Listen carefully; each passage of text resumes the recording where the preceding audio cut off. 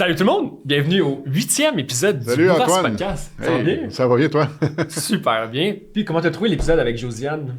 Un super épisode. Josiane, c'est quelqu'un de passionné, c'est quelqu'un qui aime vraiment les contacts humains. Hein. On a vu, de par ses témoignages, depuis le début de sa carrière. Fait que vous allez apprendre les différents aspects là, de ce qui est important pour gérer les employés puis avoir une bonne collaboration entre les équipes dans les entreprises. Josiane est une passionnée de tout ce qui est RH. Là. Vraiment, on a abordé comment développer son leadership par la gestion de l'énergie, la communication, une compréhension profonde de soi et de ses équipes. On a parlé de gestion du changement aussi, comment développer des compétences dans un environnement évolutif. Donc, sur ce, je vous souhaite un super bel épisode et bon podcast! Bon podcast.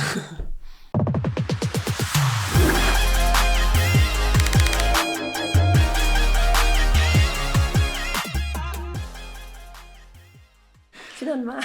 Oui, finalement. Ben, commençons comme ça. Comment ça va, Josiane? Ça va super bien.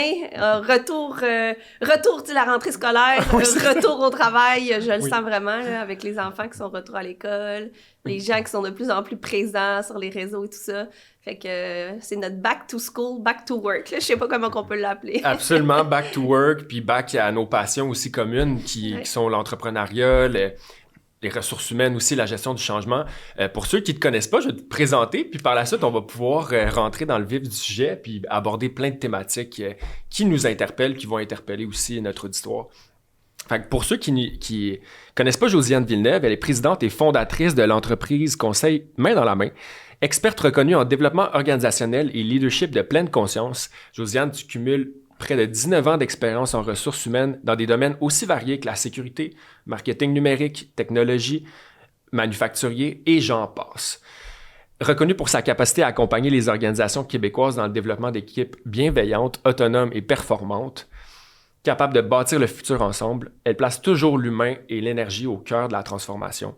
Donc, tu es une coach, une conférencière, une formatrice aussi dynamique qui combine autant l'empathie, pragmatisme. Puis tu as une énergie contagieuse qui rassemble les gens aussi. Donc, bienvenue, puis je suis très content de commencer cet épisode-là avec toi. Hey, merci de votre invitation. C'est vraiment drôle d'entendre les gens parler de toi comme ça. T'es comme, ah oui, j'ai fait tout ça. Moi, je suis tout ça. Exact. Ben justement, parlons de ton parcours. Pourrais-tu nous parler un peu là, des grandes lignes, des grands jalons de ton parcours, puis comment t'en es devenu à être la leader que t'es aujourd'hui? Eh boy, j'ai un parcours très, très atypique. Puis aujourd'hui, quand je regarde le chemin parcouru, je crois que c'est mon intérêt curieux qui a nourri ce parcours-là. Toujours insatiable d'apprendre quelque chose, de découvrir quelque chose. Fait que moi, je viens de la grande région du Saguenay. Fait que je suis née là-bas. J'ai vécu mes 19 premières années là-bas. École secondaire publique normale de région. J'ai fait mon premier cégep. Je dis mon premier cégep. J'en ai pas juste fait. Il y en a eu plusieurs. Oui, il y en a eu 3. J'ai fait sciences nature, le parcours sciences nature, parce que je savais pas trop ce que je voulais faire dans la vie, puis je voulais m'ouvrir tous les portes possibles. J'ai toujours, moi, ce besoin-là. Des fois, je me dis que peut-être c'est une peur aussi de manquer quelque chose. Fait que j'ouvre toujours le plus grand possible mes horizons. J'ai commencé par ça. Puis moi, j'ai commencé à faire de la musique à 4 ans. Donc, mes parents m'ont inscrit à des cours de musique, des cours de gymnastique, des cours de patinage artistique. Quand je vous dis mon intérêt curieux, je pense que mes parents l'avaient senti aussi. Fait que j'avais besoin de découvrir plein de petites choses pour ultimement me dire qu'est-ce que j'aime moins. Fait que écoute, à 4 ans, là, je pense que j'avais un horaire de président. J'avais toutes les soirs étaient occupées, mais j'aimais ça. Je me suis jamais plainte de ça. Je me rappelle pas non plus de mon enfance comme étant une enfance trop occupée, qui m'a pas laissé de place à faire du social ou quoi que ce soit, du tout. Fait que j'ai fait un cégep en sciences nature, mais moi, puisque j'ai fait de la musique, puis j'allais à l'école de musique, puis ultimement, je suis arrivée à un niveau où j'allais au conservatoire de musique de Chicoutimi. Puis quand tu vas au conservatoire de musique, t'es obligé de faire des cours de musique, là, solfège, dictée, histoire de la musique. Mais moi, je faisais ça comme c'était le fun, j'apprends, etc. Mais c'est des cours reconnus au collégial. Chose que mes parents ne savaient pas, que je ne savais pas. Quand j'ai terminé mon parcours en sciences de la nature, j'ai eu un double deck. Un deck en musique et un deck en sciences nature, puisque là, j'avais complété les philos, les anglais, les littératures, les machins que tu as besoin. Puis j'ai fait, hein? OK, ouais. Je comprends pas. Mais tout mon secondaire, j'avais été au conservatoire puis j'avais fait ça. Fait que là, quand j'ai terminé mon cégep, puis après ça, ben, je suis allée auditionner au Conservatoire de musique de Montréal parce que c'est comme naturel quand tu sors du Conservatoire de musique de Chicoutimi d'aller essayer un plus grand conservatoire. Puis là, ben, quand tu t'en vas là, tu fais carrière en musique.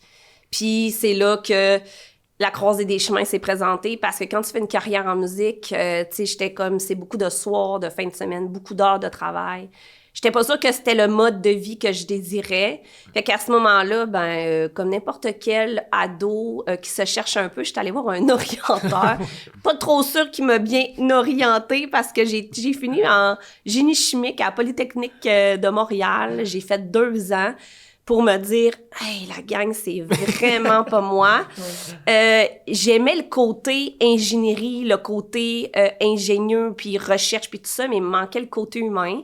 Fait que là, je suis retournée faire une technique en biotechnologie au Collège John-Sick, quand je vous ai dit, là, dès cégep.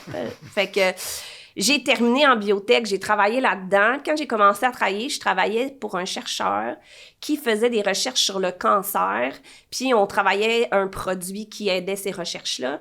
C'était le fun, la mission, puis pourquoi on faisait ça, mais moi, j'étais dans un laboratoire, je travaillais pour un chercheur, puis j'avais jamais l'opportunité de voir l'impact humain que ça avait. Je savais juste que ce que je faisais servait à, mais je voyais pas cet impact-là.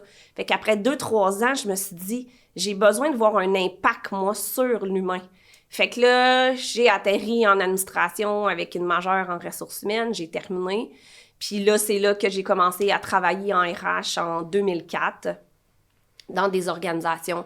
J'ai occupé tous les postes possibles. Tu sais, moi, j'ai travaillé pendant mes études parce que j'avais besoin de comprendre qu'est-ce qu'on m'explique en classe, puis les concepts qu'on m'amène, puis les théories, puis tout ça, comment ça s'interprète dans la vraie vie. Parce qu'il y a toujours un écart entre les deux, hein, ouais. En ce que tu apprends à l'école, puis comment tu l'utilises dans la vraie vie. Fait que moi, j'avais ce besoin-là de rapidement essayer les choses pour revenir en classe, poser des questions, puis voir aussi ce que j'aimais le plus en RH. Fait que j'ai travaillé toutes mes études, puis j'ai travaillé dans des organisations, puis là, tu l'as nommé un peu tantôt, là, mes manufacturières, sécurité, marketing web, pendant un petit peu plus de 10 ans avant de devenir entrepreneur en 2011. Oui, pourrais-tu me parler un peu de cette expérience-là? Puis, tu sais, c'est quoi les grandes leçons que tu as eues de ta première expérience entrepreneuriale en recrutement? Oui. Écoute, j'étais directrice des ressources humaines dans une firme de marketing web. Quand j'étais arrivée là, on était comme 45-50 employés. 1 an plus tard, on avait ouvert un bureau à Toronto, puis on était rendu 150.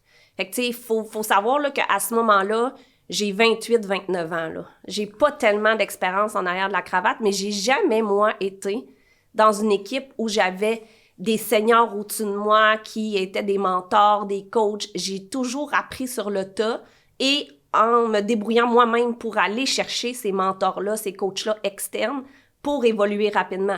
Parce que quand on te demande à 28 ans de bâtir un département de ressources humaines, ouvrir un bureau à Toronto, quand la fille qui est rentrée là parlait anglais à 3 sur 10 puis que c'était un environnement 100% anglophone, t'es mieux de remonter tes manches solides, puis mettons que j'ai essuyé une coupe de gouttes sur mon front à cet âge-là, puis j'ai eu mon premier enfant aussi. Fait que, tu sais, là, moi, là, les défis, là, il faut qu'ils soient présents un après l'autre. Puis, tu sais, on a déjà parlé de nos profils psychométriques, là. Ouais, absolument. Moi et toi, on a ce point commun-là, là, l'assertivité dans le tapis. Fait que toujours plus, puis toujours des plus gros défis foncés, puis c'est pas grave si on le sait pas, on va figure it out au fur et à mesure qu'on avance. Fait qu'à ce moment-là, c'était dans le marketing web, puis moi, j'avais des équipes de développeurs, de TI. C'est là que j'ai commencé à apprendre aussi c'est quoi du développement web, c'est quoi de l'architecture, c'est quoi du BI et tout ça. Puis j'avais un fournisseur externe en recrutement parce qu'on a commencé à recruter à l'international parce qu'on n'était pas capable de trouver les ressources au Québec. Puis lui avait une firme de recrutement international. Puis on est devenus de très bons collaborateurs jusqu'au jour où il a senti comme que j'avais une fibre entrepreneuriale, puis il m'a demandé de se joindre à lui pour continuer à faire évoluer la firme, parce que lui avait un background marketing international, mais avait pas de background RH. Fait que à nous deux, on avait comme des compétences, des connaissances, puis des points de vue différents et complémentaires. Fait je me suis associée avec lui en février 2012. Et là, il faut savoir, dans l'histoire, des fois, je me dis... Hey my God, je me suis pas donné ça facile. J'ai eu mon 2e enfant le 30 novembre 2011. OK, ouais. Fait que 3 mois plus tard, je partais comme entrepreneur. Puis écoute, Léo avait 2 mois. Puis j'ai commencé lentement puis sûrement à 1-2 journées semaine. Puis au mois de juin, j'étais 100% dans l'entreprise. Fait que c'est ça. Léo, aujourd'hui, il est débrouillard, autonome. Il a pas peur du changement. Puis lui, des nouvelles situations, ça le déstabilise pas trop. Fait que je me suis demandé si c'est pas un peu à cause que, tu sais, je l'ai poussé rapidement dans la vraie vie, là.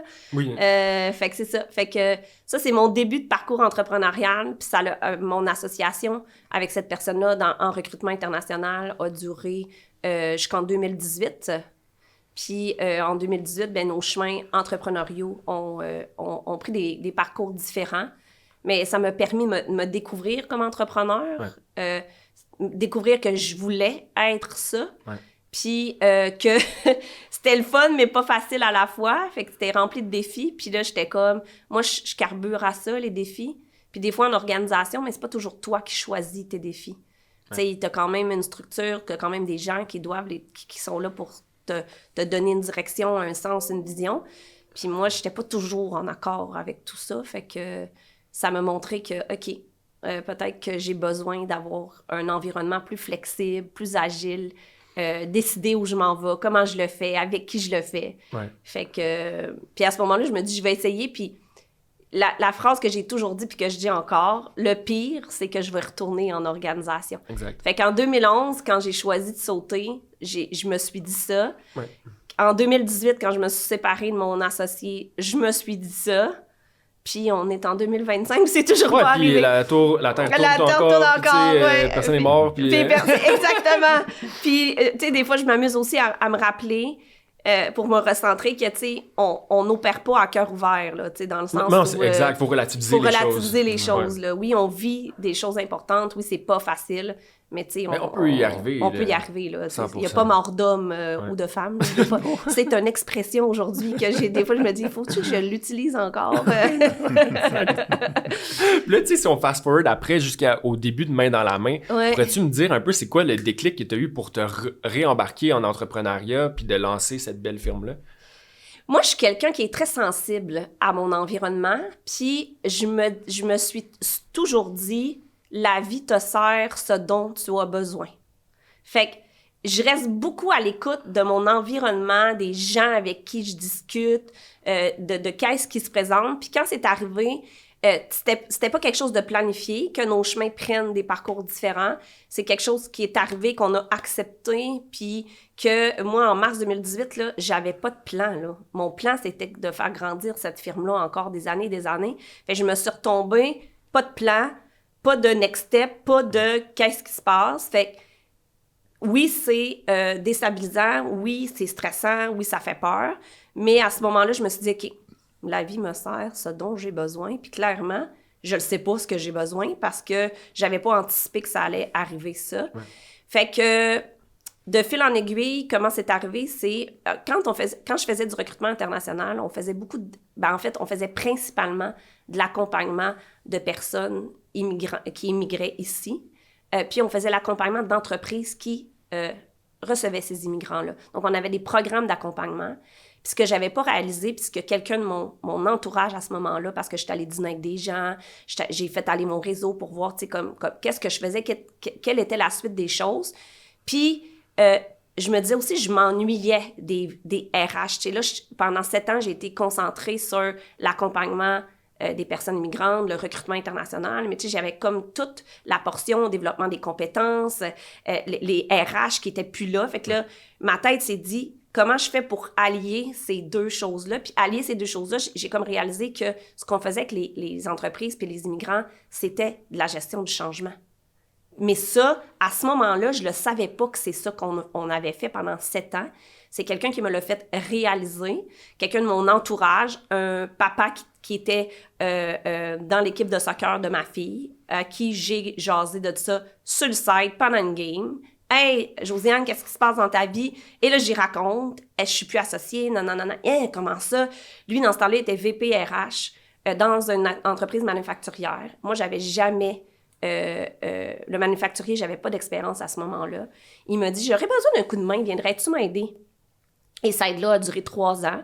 J'ai été consultante pour eux pendant 3 ans en gestion du changement. Puis c'est à ce moment-là aussi que j'ai eu l'opportunité d'essayer la gestion du changement en transformation numérique chez Joseph Ripkoff. Fait que là, je me suis dit, OK, la vie est en train de me montrer que mes compétences que j'ai acquises les 7 dernières années, je dois peut-être les utiliser différemment.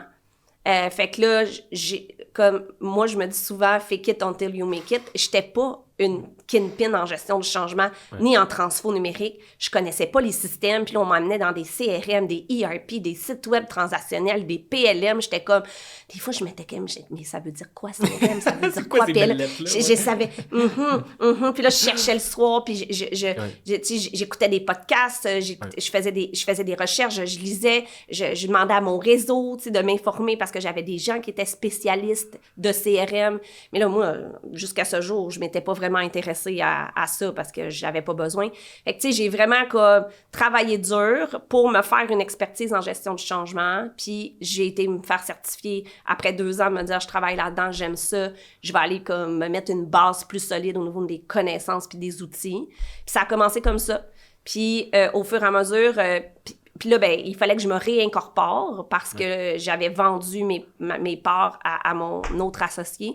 Puis je me rappellerai toujours, j'étais dans mon auto en route vers le nord, puis l'avocate qui était en train d'incorporer mon entreprise, elle m'appelle, elle dit « Josiane, elle dit, c'est quoi le nom de ton entreprise? » Je suis comme « Je suis obligée de choisir un nom maintenant? » Elle dit « Ben oui, là. » Elle dit ouais, c'est ça, c'est dans faut qu'on l'incorpore. C'est dans le processus. Là, j'étais comme tu me donnes-tu 10 minutes? Je vais comme brainstormer un nom avec moi-même, là.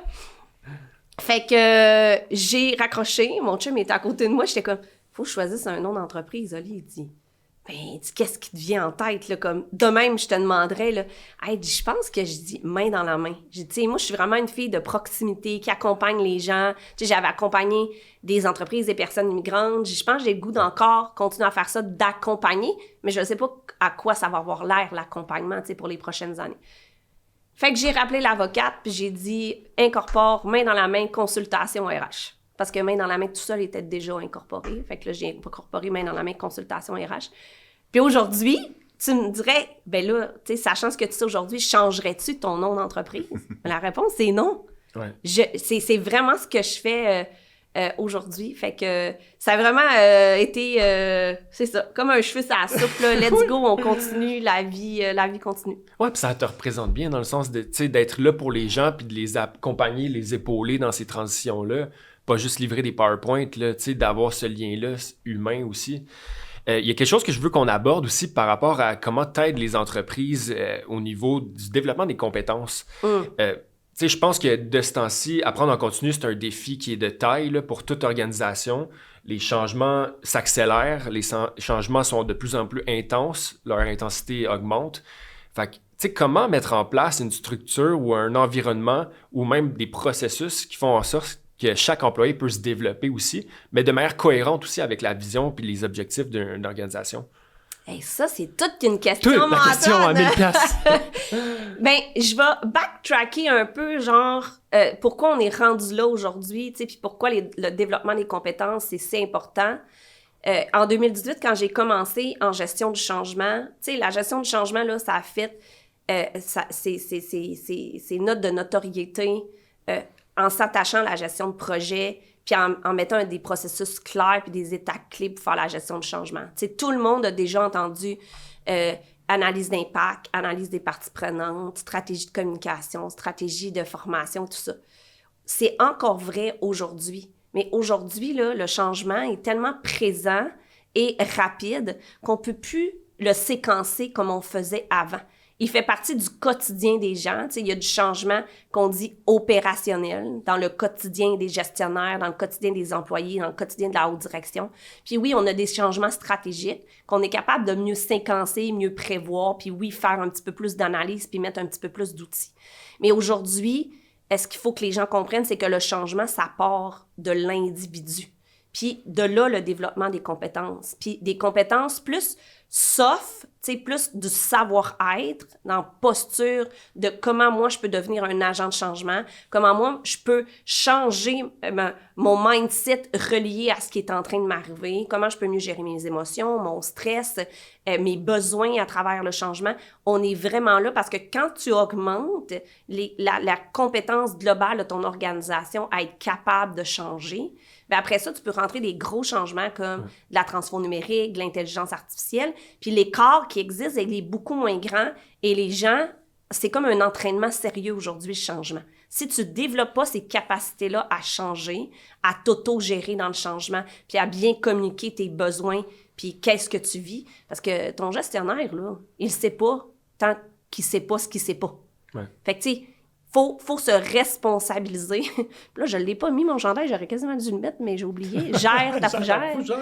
Oui, mais on est là. Puis c'est important de toujours amener les gens à développer leurs compétences dans ce sens-là, parce que ce qui s'en vient, on ne sait pas. Tu sais, l'intelligence artificielle, là, tout le monde va devoir ultimement l'intégrer dans ses environnements personnels et professionnels. Il y en a qui ont commencé à le faire, il y en a qui comprennent mieux que d'autres comment puis pourquoi. Mais tout le monde, on va y arriver. Mais si on n'a pas cette posture-là d'intérêt curieux, d'ouverture, puis de dire c'est quoi que j'ai besoin, qu'est-ce qui me fait peur, comment je peux faire ça, puis venir interroger aussi ton réseau, demander de l'aide, ça, c'est une compétence là, que c'est pas tout le monde que c'est facile de faire. Fait que c'est là que moi, je me suis dit, avec tout ce qui s'en vient, moi, je ne resterai pas dans l'accompagnement du changement de manière structurée, faire des analyses d'impact, des analyses de parties prenantes. Oui, j'aide mes clients à développer un coffre à outils, un processus, puis je rends les gestionnaires autonomes à le faire, parce que quand tu le fais pour les gens, après ça, le faire seul, c'est beaucoup plus exigeant. Puis aujourd'hui, il faut qu'ils le fassent de manière continue. Ouais. Fait que tu peux pas juste... Il faut que tu leur montres et les rendes autonomes. Mais ce que je fais surtout, c'est accompagner les équipes de gestion, les employés, les équipes de haute direction à développer leurs compétences de leadership qui va faire d'eux des meilleurs leaders de changement. Parce que tout est à propos de ça dans nos environnements aujourd'hui. Ça fait partie des rôles et responsabilités de tous, d'être capable de gérer le changement. On est rendu là. Puis, on est rendu à se dire, moi je dis souvent, ça devrait faire partie des descriptions de poste de tout le monde. Ouais. Tout le monde, à n'importe quel niveau de l'organisation, peu importe ton rôle, tes responsabilités, tu as une portion de responsabilisation face au changement. Il va être différent dépendamment de ton rôle puis qu'est-ce que tu fais dans l'organisation, mais on a tous une responsabilisation, une imputabilité, là, ce fameux mot-là qu'on entend souvent. Là. Ouais. C'est un enjeu que j'entends de plusieurs de mes clients. On a besoin de développer la responsabilisation, l'imputabilité de nos gens. On absolument. Fait ça comment? Oui, mais comment on fait ça, Josiane? Par le développement des compétences de leadership, puis par l'autogestion aussi. Les habiletés d'autogestion ou d'autorégulation en période de changement. Ouais. Puis être capable de poser les bonnes questions, de bien communiquer, de dire comment qu'on se sent, qu'est-ce qui nous empêche d'être dans l'action. Ouais. Puis tu sais, ça, là, ça manque beaucoup de courage et de transparence. Ouais. Tu sais, dire « je suis pas capable, je comprends pas », c'est difficile, là, des fois, de faire ça. Ouais. Fait qu'il faut développer ces compétences-là dans nos organisations.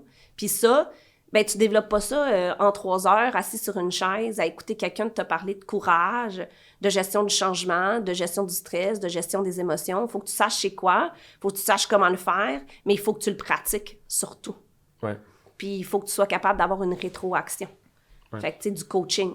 Fait que tu sais, c'est ça aujourd'hui que les organisations, selon moi, ont besoin, c'est de travailler ça. Ouais, c'est fascinant parce que c'est tellement difficile, c'est différent aussi de personne en personne.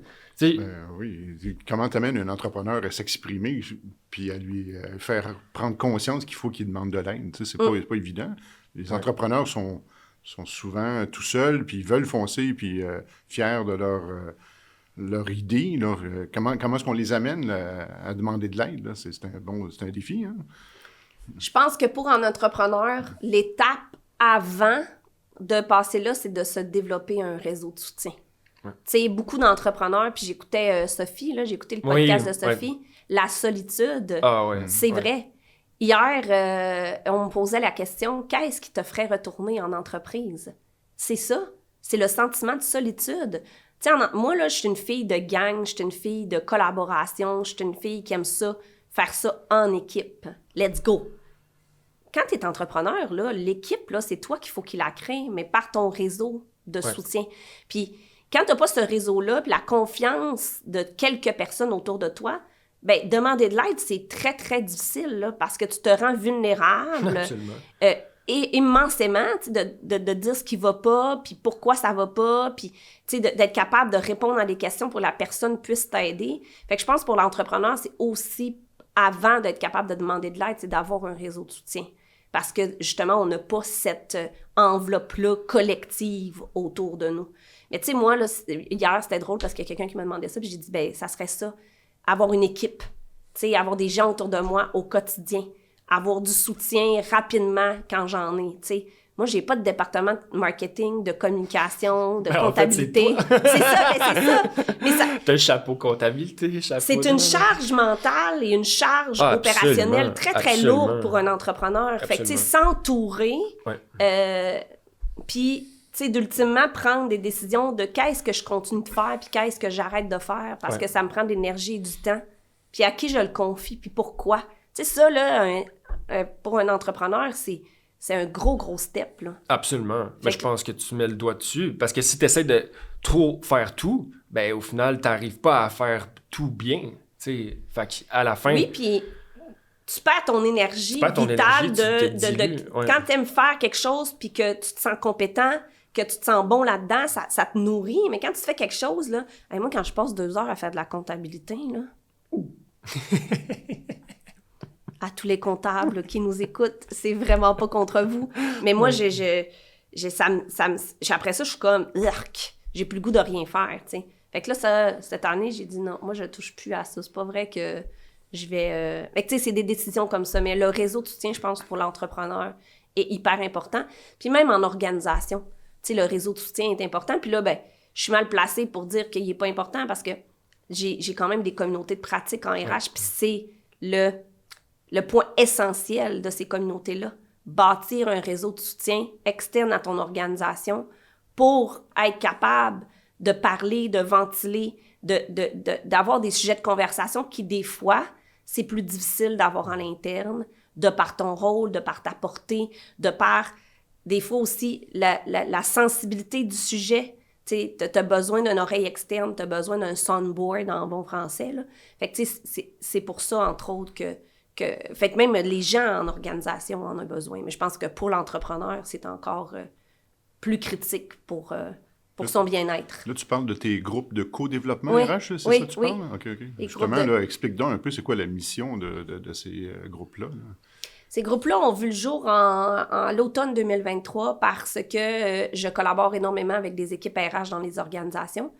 Puis on me communiquait avoir un sentiment d'isolement, un sentiment de se développer avec l'intelligence collective, avoir des conversations avec ses pairs pour dire, tu sais, ça se passe comment, vous autres, vivez-vous la même chose? Tu sais, c'est très sécurisant aussi des fois de dire, hey, tu vis la même chose que moi, que je suis normale. Ah oui, absolument. Puis de réfléchir ensemble à c'est quoi la solution, tu sais. Puis on a tous une perception différente par notre expérience, par les environnements, par les gens avec qui on travaille.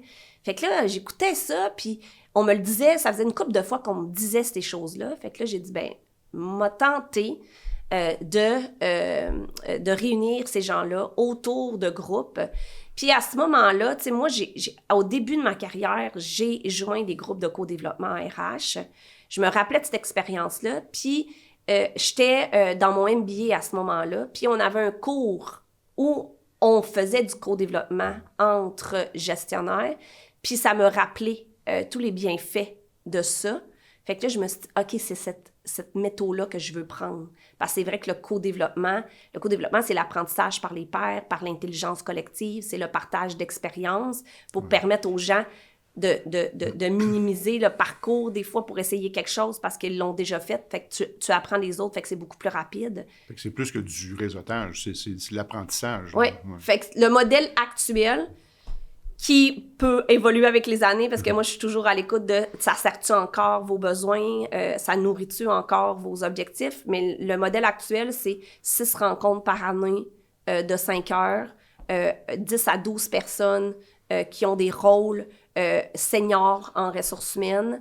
L'industrie, n'importe peu, parce que moi, je pense que l'innovation se crée par la différenciation qu'on peut avoir, puis nos différences de point de vue aussi. Fait que je n'ai pas spécialisé les groupes au niveau de l'industrie, plus au niveau du rôle, puis de ta portée que tu as dans les organisations. Donc, il y a comme 3 personas qui se joignent à ces groupes-là. Le ou la RH solo dans la PME, donc il porte toute la fonction RH seule. Ça devient lourd à un moment donné, fait que ils ont besoin un peu d'avoir ce genre de réseau-là. Des personnes qui font partie d'un petit groupe RH, ils ont un petit département RH de 2-3 personnes, mais ils ont un rôle assez important que des fois, ils ont besoin d'aller chercher des idées externes, d'aller avoir des conversations avec d'autres gens que leurs gens à l'interne. Puis des fois aussi, c'est dans des sujets qu'ils peuvent malheureusement pas partager avec leur équipe. Puis les gestionnaires, ben, ils comprennent pas tout à fait la réalité des RH. Fait que des fois, ils ont besoin de se dire, OK, on peut-tu aller parler avec des gens qui parlent le même langage que nous?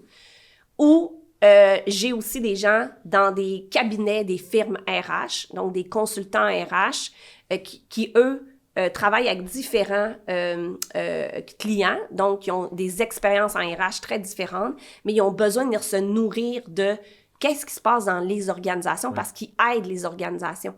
Puis ces consultants-là, puisque leur expérience est variée, bien, ils viennent nourrir aussi ces gens-là qui, à l'interne, des fois, ben, ils voudraient bien se payer des consultants, mais actuellement, là, l'environnement n'est pas très, très facile. Fait que les budgets là, reliés à des consultants externes n'est pas toujours là. Surtout quand on parle de la PME, là. Fait qu'ils viennent se nourrir mutuellement.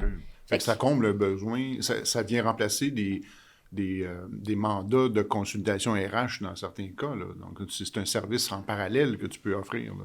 Oui, c'est ça qui se crée. Okay. Parce que... il y a de l'entraide beaucoup dans ça. Puis, ouais. Moi, ce qui m'a le plus impressionné de ça, puis que j'avais pas anticipé, c'est que les gens continuent à s'entraider après les rencontres. Parce que c'est pas vrai qu'on vit des enjeux 6 fois par année. Ça serait le fun de dire, hey, les enjeux, pouvez-vous vous présenter là, puis là. Après ça, entre si ça, on veut pas. Ouais. Fait que au début, le premier groupe m'avait dit, on pourrait se créer un petit hub virtuel pour continuer à se poser des questions, s'entraider. Fait que là, j'avais dit, OK, on va mettre ça sur LinkedIn parce que c'est professionnel. Je veux pas trop briser votre vie perso, brimer votre vie perso. Fait que je mets ça sur LinkedIn. Ça marche pas en tout. Ça sert pas l'objectif. Les gens se parlent pas. Je suis comme, ben voyons, vous l'avez demandé puis vous parlez pas. Mais je dis, bon, peut-être que c'est la techno qui fonctionne pas. Fait que là, j'ai mis ça sur Slack. Fail. Là, je dis, la gang, on a nommé ce besoin-là, mais ça se passe pas. Qu'est-ce qui marche pas? Et là, il y a 2-3 personnes qui disent, on pourrait peut-être essayer sur Messenger. Je suis comme... Hein? Quelqu'un m'aurait dit, Josiane, on va mettre ça sur Messenger. Depuis, je suis comme, non, là, c'est perso et pro, là, on mêle pas ça. Ça, on mêle pas les choses. Fait que là, je me dis, bon, on va l'essayer. Depuis ce jour, tous les groupes espaces ont des espaces virtuels sur Messenger. Ça fonctionne. Puis la beauté de la chose, c'est que les gens se font aussi des rencontres entre eux. Ils s'entraident. Je me rappelle d'un groupe qu'à l'automne 2023, la personne en RH, c'est la première fois qu'elle faisait une planification stratégique RH puis qu'elle présentait au comité de direction. Bon, on a été 3-4 à se réunir pour l'aider, regarder sa présentation, lui donner du feedback, des idées. Puis ça a eu un impact énorme dans son organisation. Puis elle était comme, wow, ce que vous avez fait, là, pour moi, c'était malade mental. Là. Mais j'étais comme, on t'a donné 15-20 minutes. Là. C'est pas... Mais tu sais, c'est juste ça. C'est juste, c'est comme... Puis aussi, le petit élan de confiance de dire, hey, j'ai bâti de quoi qui fait du sens parce que j'ai 4 autres RH qui me disent que c'est bon, ça fait du sens. Puis tu sais, ce qu'on a fait avec elle, c'est que c'est du fine-tuning. Tu sais, c'est pas genre, on n'a pas réinventé la roue, là. Fait que des fois, juste de venir chercher ça pour après, elle nous a dit, quand j'ai présenté à mon président, j'étais vraiment plus confiante que si je vous avais pas rencontré, tu sais. Fait que, tu sais, juste cette petite affaire-là, tu sais, le réseau de soutien, là, parce que, tu sais, dans ton organisation, tu n'iras pas demander à 3 gestionnaires, pouvez-vous venir écouter la présentation que je vais faire au président demain? Tu sais, c'est comme, oui, mais non. Ouais. Fait que c'est pour ça, c'était encore là, comme n'importe quelle affaire je me suis dit, c'est un test, ça fonctionne, tant mieux, si ça fonctionne pas, j'aurais appris quelque chose. Moi, mon mindset maintenant est beaucoup là-dedans. il n'y a pas d'échec, il y a des apprentissages. Des fois, c'est sûr que les apprentissages sont un petit peu plus corsés que d'autres, là. Ils font un petit peu plus mal que d'autres. Mais tu sais, je reste pas, excusez-moi le terme, dans mon caca longtemps, moi. Fait que des fois, je pleure un peu, j'appelle Antoine, je chiale. On chiale, je chiale contre tout l'univers. Puis après ça, OK, c'est reparti, mon kiki. Mais tu sais, ils existent depuis automne 2023. Ça va faire 2 ans là. Il y a 2 groupes qui partent à l'automne, un à Québec, un à Brossard. Puis un troisième qui doit... Ouais, moi, mon désir le plus profond, là, c'est qu'il y ait cette communauté-là, ça soit la plus grosse au Québec. Là. J'aimerais ça qu'un jour, il y ait 12, 15, 20 groupes. Là. On verra où l'avenir nous mènera.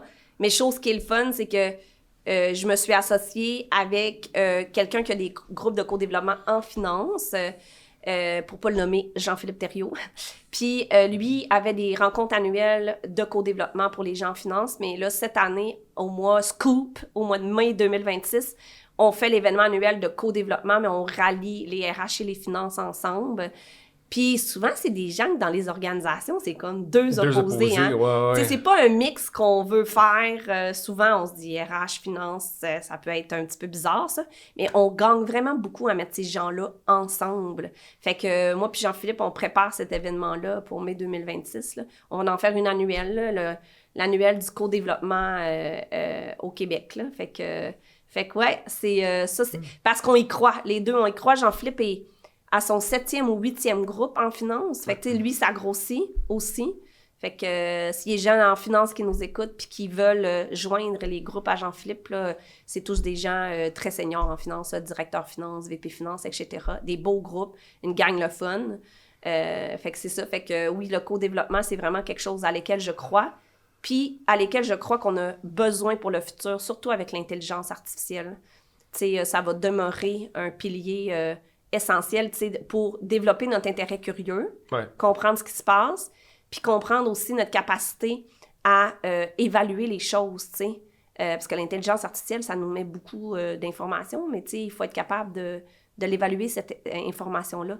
Fait que développer sa capacité à dire de quoi je me sers de l'intelligence, puis de quoi je me sers pas. Tu sais, puis je pense que ensemble, c'est beaucoup plus facile à développer cette capacité-là qu'individuellement, chacun assis derrière son ordinateur. Non, bénéficier de l'expérience des autres, là, c'est merveilleux. L'esprit critique, ben là, oui. On la développe pas en arrière de son ordinateur en parlant pas. Hein? Non. L'esprit critique, il faut parler pour être capable de dire « Ah, ce que je suis en train de dire, ça fait du sens ou ça fait pas de sens. » Puis ça fait pas de sens, ben peut-être que je devrais demander pourquoi ça fait pas de sens. Puis toi, pourquoi tu trouves que ça fait pas de sens? Fait que c'est comme ça qu'on nourrit notre esprit critique puis qu'on devient de mieux en mieux à être critique. Puis l'intelligence artificielle va nous amener à être critique. Il le faut. Ben, il faut, exact. Parce que l'intelligence artificielle, en ce moment, c'est que tu peux le prompter à plus finir. Tu sais, c'est nous qui a le dernier mot, puis c'est nous qui a le goût aussi. Tu parlais d'esprit critique, ça c'est super important aussi, mais le goût, c'est nous au final qui tranche pour savoir c'est quoi qui est le plus naturel, c'est quoi qui va avoir le meilleur rendu aussi, c'est où est-ce que ça va s'arrêter. Puis quelque chose que l'intelligence artificielle va jamais remplacer, ben, c'est la connexion aussi entre les gens. Puis je pense que de plus en plus, l'intelligence artificielle, comme tu le dis, va prendre la place, là, selon moi, puis va en prendre aussi parce que c'est des outils qui sont vraiment très efficaces et performants. Mais il faut qu'on apprenne aussi à bien les utiliser. Puis je pense que ça peut être une bonne manière. Puis ce qui m'amène aussi au prochain point que j'aimerais discuter avec toi, c'est que tu es certifié MPO. Oui! Ça, c'est vraiment intéressant pour tous ceux qui gèrent des équipes, des dirigeants, des entrepreneurs. Pourrais-tu nous parler un petit peu de c'est quoi un profil psychométrique? Puis qu'est-ce que ça peut vraiment... C'est quoi l'utilité là, de cet outil-là pour mieux gérer, mieux optimiser, puis mieux faire fleurir les talents dans une organisation? Hey, c'est une très bonne question, puis merci de la poser, parce que les profils psychométriques, des fois, ça a la mauvaise presse, je crois. Je pense que les gens connaissent pas tant non plus. Ben, il y a plusieurs possibilités dans les profils psychométriques. Là. Quand tu te mets à chercher sur le web, là, t'en as, puis je les nommerai pas un après l'autre, là, mais il y en a énormément. Moi, ce que je dis aux gens, c'est il n'y a pas un outil meilleur qu'un autre, mais il faut que vous trouviez l'outil qui va servir votre besoin adéquatement. Puis moi, j'ai choisi MPO parce que moi, j'ai été introduite à la psychométrie en 2018. C'est là que j'ai commencé à m'intéresser à la psychométrie. Puis pourquoi? Parce que quand on fait un profil psychométrique, qu'est-ce que ça fait? Surtout, c'est que ça développe ta conscience de soi, qui on est, pourquoi on est comme ça, nos traits de personnalité, nos besoins motivationnels, on vient comprendre ça. Puis, on peut le comprendre pareil sans faire de profil psychométrique, mais on va beaucoup être à essai-erreur pour comprendre. Puis, ça peut prendre plusieurs mois, voire des fois aussi plusieurs années. Fait que quand on fait des profils psychométriques, on vient juste exposer rapidement ça pour faire une prise de conscience plus rapide. Puis après ça, l'individu est capable de s'adapter à son environnement, se développer, interagir avec les autres de manière différente, s'ajuster plus rapidement. Fait que là, moi, je m'étais dit en 2018, on a besoin de développer ces prises de conscience-là rapides. Nos environnements vont qu'accélérer. Et là, on est en 2018. Ouais. Fait que ce que j'avais compris en 2018, aujourd'hui, c'est pas mal ça. C'est là. plus que pertinent. Là. C'est plus que pertinent. Fait qu'en 2018, ben, j'ai fait un effort de chercher un outil parce qu'on me disait, tu sais, il y a des outils là, qui prennent 2-3 heures à compléter. Il y a des outils aussi qui sont faits par des psychologues organisationnels. Là, on n'est pas à la même place. Là, on parle d'un outil psychométrique dans lequel un consultant est formé. Tu sais, MPO, tu peux pas l'utiliser si tu fais pas affaire avec un consultant qui est formé, certifié MPO. Fait que moi, je cherchais, pour remplir mes besoins, un outil qui était pas trop long à remplir, puis qui venait nous donner une visibilité sur les besoins motivationnels, les traits de personnalité, les comportements de communication, les compétences des gens rapidement. Puis tu l'as rempli toi-même, puis toi aussi, non, tu l'as-tu rempli? Non, pas mal. Pas mal, mais Antoine, ça prend 10 et 15 minutes. Ah ouais, ultra rapide. Fait que quand tu es un gestionnaire, tu n'as pas 2-3 heures à mettre là-dessus, je peux comprendre. 10-15 minutes pour le degré d'information que ça donne. Pour moi, c'était complètement viable. Puis MPO vient nous donner justement 7 traits de personnalité qui se traduisent dans ton quotidien par des besoins motivationnels. Qu'est-ce qui me motive dans la vie? C'est quoi les besoins auxquels il faut que je réponde pour que je me sente sur mon X, pour que je me sente dans mon flow, pour que quand je me lève le matin, là, ça soit pas lourd à aller travailler. Quand on remplit ça là, à 75-80%, on est dans une zone où la personne va se sentir bien. Fait que pour moi, c'était important dans ce qui s'en venait, qu'on ait les bonnes personnes sur la bonne chaise. Puis, tu sais, qu'on développe les compétences qui sont en lien aussi avec les besoins puis les traits de personnalité des gens. Parce que ce que ça fait quand tu essaies de développer une compétence qui est un peu trop à l'écart des besoins motivationnels des gens, c'est que ça prend plus de temps et plus d'efforts, puis la personne va se démotiver, va perdre son énergie beaucoup plus rapidement, puis ultimement va aussi perdre le sens. Pourquoi je développe ça déjà? Mais ça m'intrigue un petit peu l'approche que tu utilises, parce que j'avais l'impression, moi, que ces outils-là, c'est le gestionnaire qui a besoin d'avoir ça pour mieux comprendre l'employé. Mm-hmm. Mais on dirait que tu l'abordes aussi dans les deux sens, pour que l'employé se comprenne aussi. C'est les deux sens, tu as tout à fait raison. Parce que si le gestionnaire veut mieux collaborer avec son employé, si son employé ne comprend pas bien qui il est, absolument, puis ses besoins motivationnels, la collaboration ne sera pas bilatérale, puis il n'y aura pas ce sentiment de confiance-là qui va se créer. Puis quand la confiance se crée, mais ça fait deux choses. Ça accélère le rythme à lequel on peut aller parce qu'on sent cette confiance-là. Puis ça minimise les coûts aussi dans l'entreprise parce qu'on fait les choses beaucoup plus rapidement dans la collaboration. Puis tu sais, quand on sent cette cohésion-là, bien, il y a beaucoup moins d'irritants qui se créent, de relations difficiles qui se créent. On travaille sur les forces là, des gens. Exact. Les élèves. Fait que c'est ça qu'on tente de faire quand on met de l'avant des profils psychométriques. Puis ce qui est le fun, c'est que quand on travaille avec MPO, ou n'importe quel autre outil, on est capable de venir travailler ensuite la compréhension des profils des gens avec qui je travaille. Tu sais, quels sont leurs besoins? Pourquoi quand on travaille sur ce projet-là, puis que j'y amène les choses de cette manière-là, c'est plus difficile? Comment je devrais aborder? Quelle question je dois me poser si demain matin, je m'en vais travailler avec Marc, puis je veux avoir son attention, puis je veux que rapidement, il me dise « Hey, c'est une bonne idée. » Tu sais? Fait que ça, il faut comprendre ça de nos collègues. Puis il faut comprendre ça aussi quand on bâtit une équipe. il faut avoir une complémentarité de profil. Si on veut être innovant, si on veut être capable de faire du changement, bien, il faut avoir différents types de personnalités. Il faut des gens qui soient dans la vision, dans le sens, dans l'action, mais on a aussi besoin, ces gens-là, des fois, ils ont besoin de se remettre un peu, « Hey, tu vas trop vite. T'as-tu oublié, on a 10 étapes. Comment qu'on a fait qu'on va faire pour structurer ça? On a-tu fait tel processus? On a-tu analysé telle affaire? » Mais on a des gens qui pensent comme ça. Moi, je pense pas comme ça. C'est pas naturel. Mais aujourd'hui, je comprends que j'en ai besoin. Si je veux atteindre mes objectifs, j'ai besoin de gens qui me structurent. J'ai besoin de gens qui me ramènent dans ces questions-là. Quand t'as pas cette conscience-là, ça peut être irritant. Il pose donc bien une question, il y a donc bien besoin d'étapes, il y a donc bien besoin d'être rassuré. Mais c'est pas ça. Ouais. Il y a un besoin de connaître les étapes, les processus, où on s'en va. Il y a des gens qui, comme moi, sont plus dans la vision, les grands objectifs, le sens. Mais on a besoin de gens, puis on a besoin aussi de gens qui vont travailler la collaboration humaine. Il y en a qui, c'est pour un besoin motivationnel majeur. Que les gens soient bien, que les gens soient engagés, que les gens travaillent ensemble.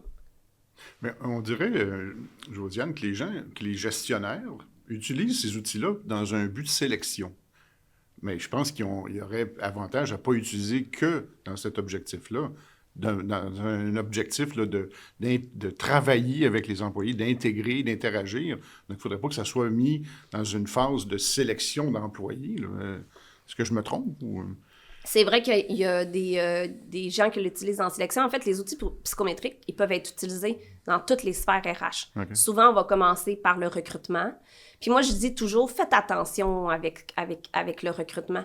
Parce que, tu sais, de prime abord, là, moi, je ne recommande pas de faire des profils psychométriques avec tous les gens qui passent dans vos processus. Okay. Moi, je dis toujours, on va le faire à la fin pour aller confirmer certaines choses. Puis pour aller aussi ouvrir la discussion de manière un petit peu plus rapide et profonde qu'on pourrait avoir avec une personne avec qui peut-être on a passé 1 heure, 2 heures, 3 heures maximum dans un processus. On va chercher un degré de compréhension supérieur, puis on est capable de poser des questions par rapport à ce qu'on voit dans le profil, puis d'ouvrir la conversation. C'est à ça que ça sert, un profil. Mais théoriquement, si ta description de poste, ton affichage de poste, puis le type de profil que tu recherches est en lien avec tes besoins opérationnels, ta culture et tes valeurs, tes gestionnaires et tes personnes en ressources humaines seraient censés de faire les premières étapes correctement sans avoir besoin d'un profil psychométrique. Le profil psychométrique, à la fin, vient nous aider à comprendre davantage notre candidat, notre candidate, puis peut-être, oui, de sélectionner entre 2 ou 3 qu'on se dit « Hey, on a besoin d'un petit degré de plus, là, on va aller le chercher avec ça. » Puis après ça, ben il faut s'en servir. Des fois, je vois les outils être intégrés, mettons, en recrutement, puis après ça, ça fait... ça tombe... Ça fait... c'est ça. Mais... il nous aide aussi à comprendre comment la personne aime apprendre, comment la personne elle aime être formée. Si la personne est du côté plus pragmatique, on n'ira pas l'asseoir dans une salle de classe pour comprendre comment sa job fonctionne pendant 3 heures. On va la mettre sur le plancher avec des gens pour avoir à apprendre dans les opérations. Si la personne est plus du côté originalité de pensée, conceptuelle, bien, ça va être important qu'elle comprenne pourquoi qu'on fait ça, c'est quoi la grande structure derrière, les concepts derrière, avant de la mettre dans l'action. Fait que, tu sais, ça nous aide à comprendre ça et à mieux l'accompagner. Ah oui, puis après ça améliore la relation au travail. Okay. C'est pour ça que je me dis, il ne faut pas que ce soit un outil qui soit utilisé strictement dans un but de recrutement. Il faudrait que ça soit utilisé dans les opérations courantes pour mieux comprendre avec qui tu travailles. Ça, il me semble.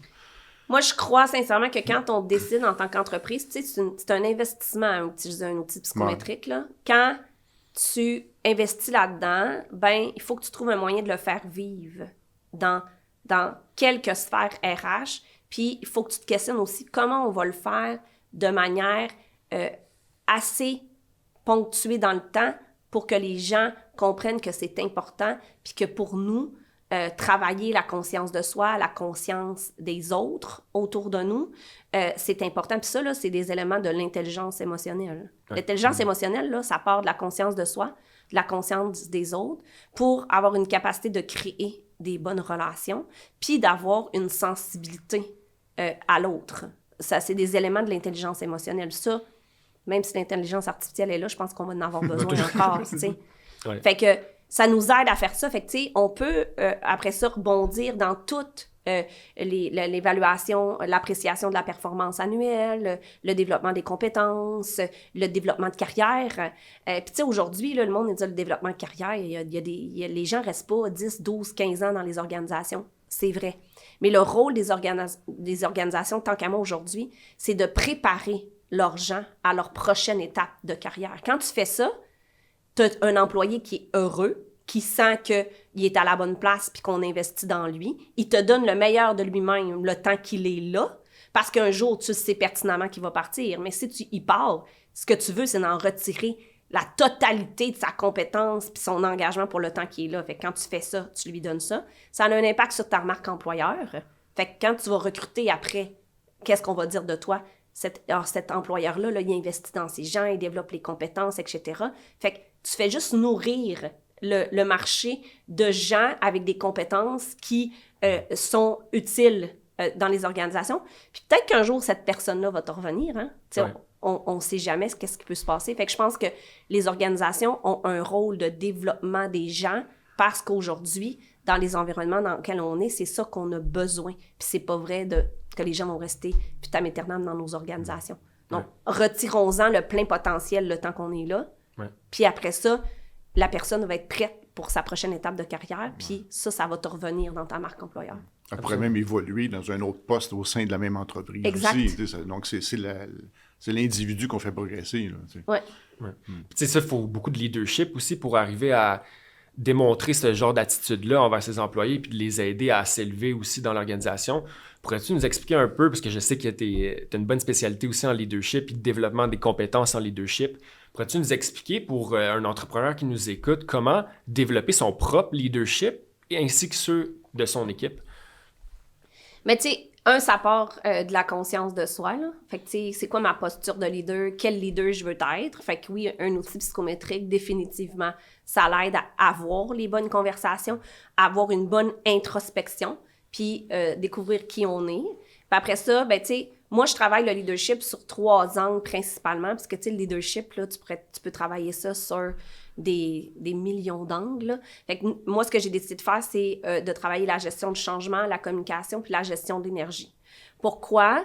Parce que je crois sincèrement qu'aujourd'hui, tu sais, nos environnements qui évoluent rapidement, on a besoin de bien comprendre comment on est un bon agent de changement, comment on est un bon leader de changement, puis comment on peut aider nos équipes à être ces agents de changement-là pour justement, quand on est entrepreneur, qu'on est gestionnaire, minimiser cette charge-là due au changement. Il y a beaucoup de gestionnaires aujourd'hui qui me disent « Hey, Josiane, le changement et les opérations, là, les deux ensemble, là, c'est une charge énorme. » Bien, 2 choses. 1, on devrait considérer que le changement, ça fait partie de la description de poste d'un gestionnaire, parce que c'est pas toujours le cas. Mais 2, quand c'est le cas, le gestionnaire doit rapidement développer des agents de changement dans son équipe. Fait que la gestion du changement, pour moi, savoir, une posture de savoir-être en changement, puis aussi de savoir-faire, c'est hyper important.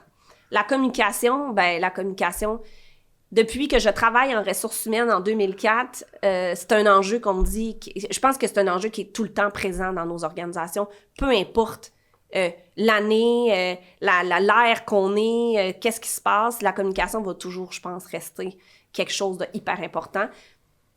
Comprendre c'est quoi notre style naturel de communicateur, comment nous on communique, c'est quoi nos besoins dans la communication, puis aussi de comprendre le besoin de l'autre, puis de s'ajuster par rapport à ça pour créer de meilleures relations, puis qu'on crée cette confiance-là, puis on peut aller vite, puis ça nous coûte moins cher. Tu sais, ça, la confiance, la communication, je pense que c'est hyper important. Puis la gestion de l'énergie, chose qu'on ne parle pas encore énormément dans les... Puis c'est là la pleine conscience pour moi, c'est de comprendre, en tant que leader, en tant que gestionnaire, en tant qu'entrepreneur, j'ai une énergie mentale, physique et émotionnelle. Puis quel est mon niveau d'énergie actuel, puis qu'est-ce qu'il faut que je fasse pour minimiser les draineurs de ces 3 types d'énergie-là dans mon environnement, parce qu'il y en a des draineurs, puis ils sont différents pour chaque personne. Mon draineur va peut-être pas être ton draineur et vice-versa. Puis comment, quand je sens que c'est là et c'est présent, puis que j'ai pas le choix de dealer avec parce que ça fait partie de la vie, mais comment je me réénergise? Parce que la neuroscience, là, le modèle de gestion d'énergie est basé sur la neuroscience, nous dit que pour être performant, et être un leader mobilisateur, ben il faut avoir un niveau d'énergie optimal au niveau physique, mental et émotionnel. Fait que, tu sais, physique, on est dans le bouger, dormir, se recharger. Puis se recharger, là, c'est genre... Des bonnes batteries. Des bonnes batteries. Des bonnes batteries. Ben, comme un véhicule électrique, tu sais. Ouais. Une année, il faut que tu charges ta batterie de char parce que tu pourras plus aller nulle part. Ouais. Puis, tu sais, de comprendre aussi, tu sais, comment je le fais dans mon quotidien. Tu sais, c'est pas juste aller au gym 3 fois semaine. La recharge, c'est le mouvement aussi. Tu sais, quand Sonia Lupien dit qu'il faut 1 minute de pause par 1 heure de travailler devant ton ordinateur, bien là, tu travailles 7 heures devant ton ordinateur, prendre 7 minutes de pause dans ta journée, je pense pas que c'est compliqué. Non. Mais on le fait pas aujourd'hui. Comment de personnes rentrent en rencontre virtuelle avec moi, me disent « Hey, Josiane, je peux-tu prendre 2 minutes pour aller aux toilettes? Ça fait 3 heures que je suis back-to-back. » Ben oui, tu peux même aller te chercher un verre d'eau. Ouais. Puis, tu sais, le mouvement. Fait que, tu sais, prendre un 2, un 3 minutes, un 10 minutes, aller à la poste, aller-retour sur l'heure du midi. Ouais. Tu sais, parce qu'il y en a qui ont des horaires de fou devant l'écran.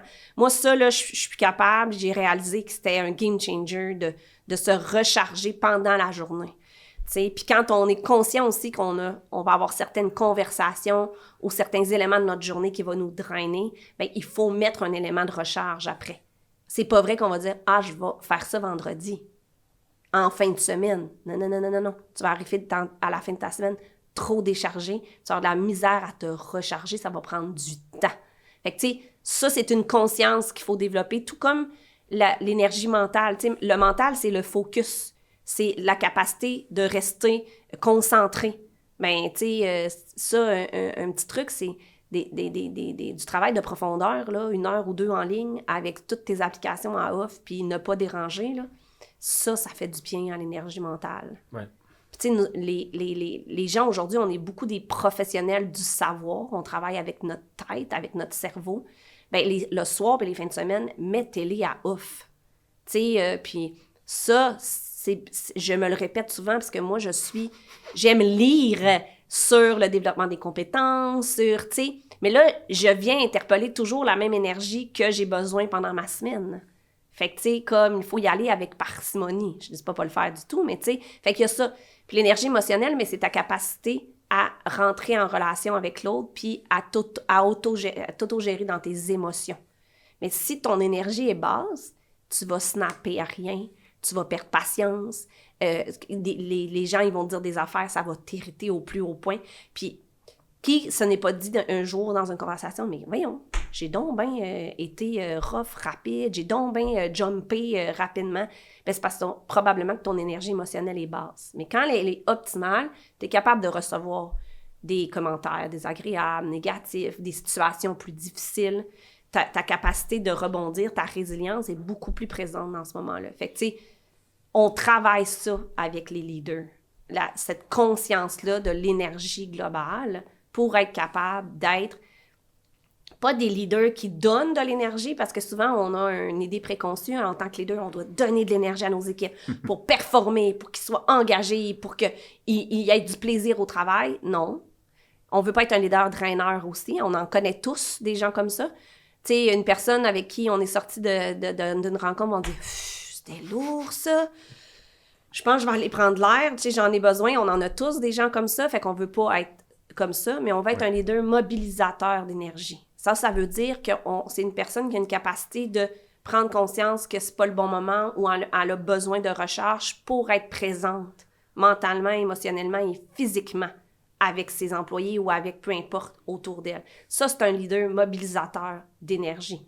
Fait que, tu sais, et non donneur. On peut pas donner. Quand on donne, là, on va finir par l'épuisement professionnel, là. C'est là qu'on s'en va. On vide la batterie. On vide la batterie, là, on charge pas du tout. Fait que, tu sais, pour moi, ça fait partie aujourd'hui parce qu'on est hyper sollicité par tout, là. Tu sais, par l'intelligence artificielle, par les réseaux, par les courriels, tout on est hyper en hyper-vigilance tout le temps, puis on reçoit des informations de partout. Fait que si on n'a pas cette capacité-là à bien gérer notre énergie, je pense que ça va être difficile dans les prochaines années, surtout avec la montée de l'intelligence artificielle. Ouais. Fait que c'est ça. Fait qu'on est dans ce modèle-là en leadership.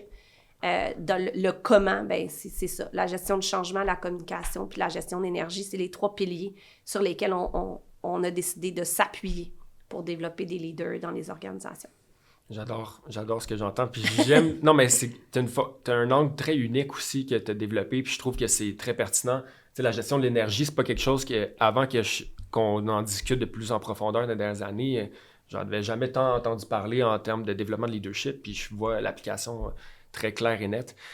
Prochaine question, je voulais savoir, tu sais, l'entrepreneuriat, c'est difficile. C'est extrêmement difficile. Puis je pense que en regardant les gens peut-être qui ont du succès sur les réseaux sociaux, c'est facile de dire « Ah ben oui, c'est facile, il l'a eu facile, nanana », puis « ou elle l'a eu facile, elle a du succès ». Pourrais-tu nous raconter un peu le plus gros défi que tu as eu dans toutes tes années en entrepreneuriat? Puis ça a été quoi la grande leçon que tu as retirée de tout ça? Le plus grand défi, je pense que j'ai été chanceuse, là, puis tu sais, je peux dire aussi que j'ai créé ma chance. J'ai pas eu d'énormes défis que, genre, ça m'a marqué à ce point-là. Je pense que mon parcours entrepreneurial c'est un défi en soi, le parcours. Ouais. Mais je te dirais, les gros jalons, se lancer enceinte de 8 mois, ça a été... Courageux, oui. Ça a commencé de même, ça a commencé fort. Ça a commencé sur un moyen temps, oui. Après ça, je te dirais, ma séparation aussi avec mon associé, ça a été un... Tu sais, j'ai senti que j'ai mis le genou à terre, là. Ça a été difficile, émotionnellement, professionnellement, mentalement, tout a été là.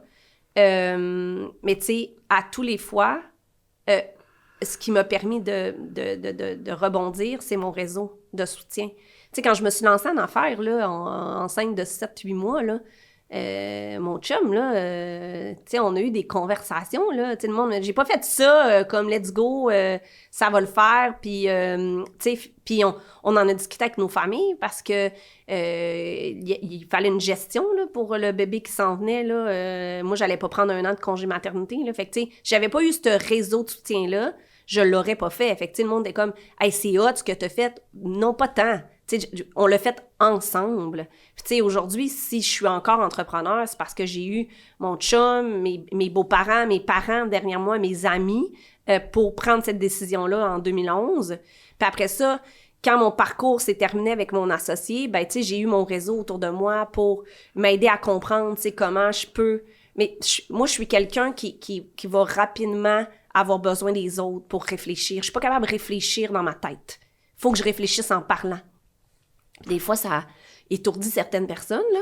Mais je leur dis, tu sais, là, la conversation qu'on va avoir, c'est parce que j'ai besoin de me faire une tête, puis j'ai besoin de brainstormer, puis j'ai besoin de m'entendre le dire, voir si ça fait du sens. J'ai vraiment besoin de ça, moi. Ouais. Fait que je sélectionne des fois les gens avec qui je fais ça. Sinon, Antoine! Fait que, et Isaël, ouais, c'est ça. Fait que je fais beaucoup aussi avec Isaël, mais, fait que c'est ça. Fait que, encore là, c'est mon réseau de soutien. Puis après ça, je pense que l'autre période significative, c'est la période d'incertitude qu'on est en train de passer, là. 2025 n'a pas été facile pour moi. J'aurais pu jeter la serviette vraiment souvent dans l'année. Mais tu sais, là, je regarde en arrière, tu sais, on est au mois de septembre, on a 9 mois de fait. Je suis comme, wow, OK. T'es toujours là? Ouais, je suis toujours là.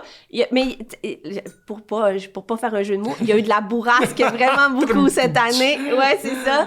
Mais, fait que c'est ça. Fait que, tu sais, c'est pas... j'en garde pas des souvenirs désagréables ou de dire « Oh my God, ça m'a tellement déstabilisé, ça a remis telle chose en compte, telle chose en question. » Tu sais, j'ai jamais... c'est ça. J'ai toujours gardé le cap de vouloir rester entrepreneur puis d'accepter que ça fait partie de la vie d'entrepreneur d'avoir tous ces défis-là. Mais, fait que c'est ça. Tu sais, intérêt curieux, réseau de soutien, puis demander de l'aide. Moi, c'est mes 3 clés que je pense qu'il faut absolument que tu fasses quand tu es entrepreneur si tu veux survivre à ça. Puis tu vois, tu sais, un gros défi qui m'est arrivé cette année, c'est d'avoir ma première employée, Laurie. Puis elle est arrivée en novembre 2024. Puis au mois de mai-juin, pour me rendre compte, écoute, j'ai pas le volume de mandat nécessaire. Fait qu'on en est convenu que je fasse une mise à pied temporaire pour manque de travail. C'est toujours le cas aujourd'hui, mais là, on est en train de retrouver notre équilibre parce que elle a eu des opportunités de travailler en consultation dans son ancienne vie. Puis moi, j'ai des mandats dans lesquels je peux l'intégrer en consultation aussi. Fait qu'on continue à collaborer différemment. Est-ce que ça va revenir à ce que c'était auparavant? Je le sais pas. Mais tu sais, c'est d'accepter aussi que t'as pas le contrôle sur le comment, t'as le contrôle sur la finalité et comment toi tu veux vivre ça. Tu sais, fait que moi, j'aurais pu voir ça comme un gros échec, là, genre comme je vais avoir une équipe, j'ai eu mes employés. Tu sais, j'ai eu une stagiaire aussi au mois de mars, Jeanne, que j'aurais voulu garder dans l'équipe, mais que j'ai pas pu. Fait que, tu sais, j'aurais pu voir ça comme un gros échec, là. C'est comme, j'ai pas été capable de garder Laurie, j'ai pas été capable de garder Jeanne, mais j'ai décidé de pas le voir comme ça. J'ai décidé de me dire, c'était un bel apprentissage. J'ai énormément appris là-dedans. Puis, mon objectif, là, ultime, c'est de collaborer avec des gens, de plus être seule. Mais je collabore maintenant. Je collabore avec des collaborateurs externes, avec un réseau de consultants, d'entrepreneurs que toi, Julie, Francis, Isaël. Fait que, tu sais, j'ai une équipe, mais elle est différente. Elle est pas dans mon modèle que j'aurais voulu que ça soit, mais j'ai pas resté dans « Ah, c'est pas comme je veux, fait que c'est un échec. » Non, je me suis dit « OK, ça va exister. Autrement, la vie te sert ce dont tu as besoin. » Fait que on va être créatif et on va juste accepter que la réalité... Au final, mon objectif est atteint. C'est juste le comment est différent. Fait que, tu sais, je pense qu'il y a cette portion-là aussi, quand tu es entrepreneur, il faut que tu acceptes. Fait que, tu sais, des fois, c'est pas toujours facile, là. Non. Tu sais, mais tu te claques d'en face, comme, oh, OK. Fait que, mais c'est ça. Fait que, tu sais, c'était ça, mais je te dirais mes trois gros trucs que quand je regarde le chemin parcouru, je pourrais dire, OK, le lancement, le mi-chemin, puis ce qui se passe dans l'incertitude, là, aujourd'hui, je te dirais que ça, là, le monde me dise, ah, mais puis la pandémie? Non. La pandémie m'a pas tant... oui, j'ai été obligée de me revirer sur un dizaine, là, mais j'ai pas souffert, moi, de la pandémie en tant qu'entrepreneur tant que ça. Fait que... Ça a été un tremplin pour certains aussi. Là, fait que... Ben, en fait, j'ai fait exactement ce que je fais en ce moment. Tu sais, oui, pendant la pandémie, j'ai perdu tous mes clients, mais j'ai un client qui m'a donné l'opportunité de me joindre à lui à temps plein parce qu'il avait été décrété fournisseur essentiel. Fait qu'il voulait faire pivoter. Tu sais, on avait une grosse santé-sécurité sur le plancher de production. J'ai énormément appris, là. Ouais. Puis après ça, ben, quand on a fait ça, puis que l'usine roulait, ben là, ils ont entré dans une vague de... ils voulaient vendre l'entreprise. C'est un propriétaire, c'est une entreprise familiale. Fait qu'ils voulaient vendre l'entreprise. Fait qu'ils m'ont demandé si je voulais faire partie de la mise en place pour la vente. Fait que, tu sais, rendre l'entreprise meilleure pour attirer des acheteurs potentiels. Fait que j'ai fait partie de ce comité-là avec des gens qui avaient déjà fait ça, qui avaient une belle expérience, qui étaient seniors. J'ai énormément appris d'eux. C'était une opportunité que tu peux pas avoir des millions de fois dans ta vie. Fait que j'ai fait partie, après ça, quand il y a des acheteurs potentiels, la due diligence, tu sais, j'ai tout fait partie de tout ça, là, de l'acquisition du processus. Fait que, tu sais, moi, c'est ça que j'ai vécu pendant la pandémie. Fait que c'est pas ça que j'avais anticipé vivre, mais j'ai comme dit, OK, ben, c'est pas ça non plus mon expertise dans la vie, mais j'ai énormément appris. C'est fou. Moi, j'avais jamais mis un plancher de production up to speed pour une pandémie, là. J'étais comme, on fait ça comment? Fait que, tu sais, mais on a fait ça ensemble. Tu sais, j'ai fait ça avec les superviseurs de production, j'ai fait ça avec le directeur des productions, le président, tout ça. On a fait ça ensemble, j'ai énormément appris. Fait que, tu sais, moi, la pandémie, pour moi, c'est très positif de ce côté-là. Puis le côté social, ben moi, j'étais au MBA pendant la pandémie. Fait qu'on avait beaucoup de rencontres virtuelles. Oui, c'est un social différent que moi, je suis une fille de proximité, là. Moi, j'adore faire des câlins. Fait que ça me manquait, hein, Antoine? J'adore faire des câlins. Fait que pendant la pandémie, j'étais en manque de câlins. Mais, tu sais, un moment donné, tu te dis, bon, ben, tu peux pas tout avoir là, dans la vie. Mais, tu sais, fait que moi, j'ai pas tant souffert de la pandémie. Oui, j'ai trouvé ça, tu sais, c'était quelque chose, c'était comme, hey, ça va-tu finir cette histoire-là? Là? Pour mes enfants, ça a été difficile. Ouais. Avoir tes enfants... 24 heures sur 24, 7 jours sur 7 dans la maison, pour l'école, pour tout. Oui, il y a eu des défis, mais j'ai pas vécu ça. Ça reste pas un événement crucial dans mon parcours d'entrepreneur, la pandémie. Ouais. Fait que c'est ça. Plus, à l'heure actuelle, l'incertitude, je trouve que ça a été plus challengeant pour moi, que la pandémie. Ouais. Je comprends. Josiane, écoute, merci tellement pour cet épisode-là. Pour vrai, pour ceux qui nous écoutent, Josiane, c'est une bonne amie. Puis ça a commencé par une collaboration professionnelle, mais qui s'est rapidement transformée en amitié qui est sincère, puis que no bullshit. On se dit les vraies affaires, on s'entraide, puis une personne familiale avec ta famille, tu as des beaux projets. On n'en a pas parlé aujourd'hui, mais tu sais, tu es une très grande sportive aussi, accomplie. Ouais. J'aime tous les instants passés à tes côtés. Fait que merci beaucoup pour cette belle épisode. Merci, Marc. Tu voulais dire un petit mot. Oui, merci. Ça m'a permis de mieux te connaître. Je trouve ça vraiment intéressant. Puis toujours très, très enchanté là, de discuter avec toi là, de business. Ben oui, toujours le fun de collaborer ensemble. Ouais. J'adore ça.